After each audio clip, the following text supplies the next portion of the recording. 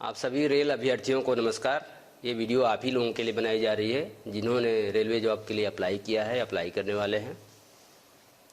पिछले वर्ष रेलवे ने बहुत भारी संख्या में 1,54,000 यूथ को एम्प्लॉय किया है दिसंबर 2023 तक, और जिन्हें पदस्थापित कर दिया गया है या आवश्यकता अनुसार उन्हें ट्रेनिंग पे भेज दिया गया है। उन सभी का समायोजन कर लिया गया है और आज के डेट में railway man power optimum level पे है।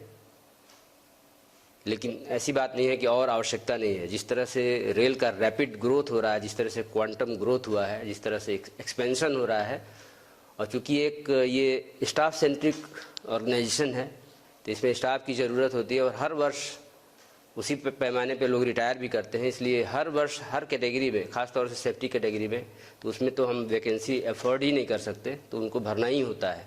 अभी सभी अभ्यर्थियों के हित में ये निर्णय लिया गया है कि अब कैलेंडर बना के हर साल वैकेंसीज़ को हम लोग नोटिफाई करेंगे।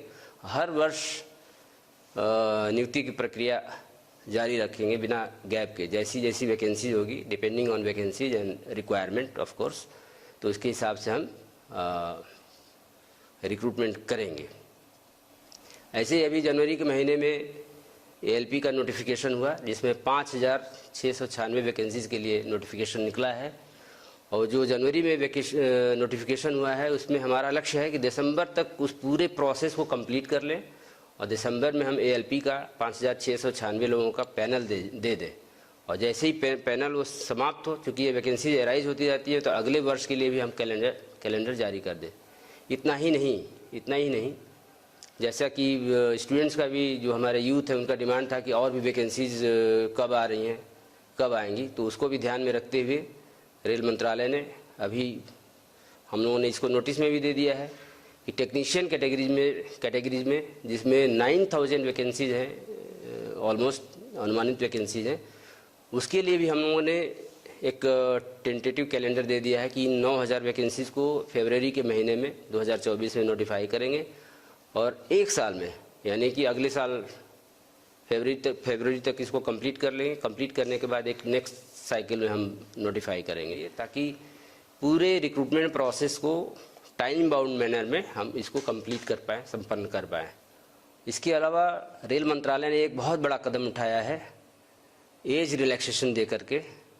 कोविड के टाइम में, जैसा कि आप जानते हैं, 2-3 साल तक परीक्षाएं करना संभव नहीं हो सकी थी। बहुत सारे कैंडिडेट्स ओवर एज हो गए थे, तो उनको सम्मिलित करने के लिए, उनको भी अवसर प्रदान करने के लिए रेल मंत्रालय ने 3 साल का, 1 साल नहीं, 2 साल नहीं, 3 साल का एज रिलैक्सेशन दिया है, जो कि जिससे हमारे कैंडिडेट्स जो वंचित रह गए थे, जो चूक गए थे एग्ज़ाम देने से, हो पाएंगे, अपीयर हो पाएंगे आगामी होने वाले एग्ज़ाम्स में। तो एक बड़ा उनके लिए भी अवसर होगा। और इस संदर्भ में मैं कुछ और बातें ही बताना चाहूँगा अपने अभ्यर्थियों को कि जब भी नोटिफिकेशन निकलता है तो फॉर्म कैसे भरना है। फॉर्म फिलअप करने से ही आपका एग्ज़ाम शुरू हो जाता है, वहीं से, वो भी पार्ट है एग्ज़ाम देने का। तो बहुत से अभ्यर्थी बाद में बड़े हताश हो जाते हैं कि उनका फॉर्म रिजेक्ट हो गया।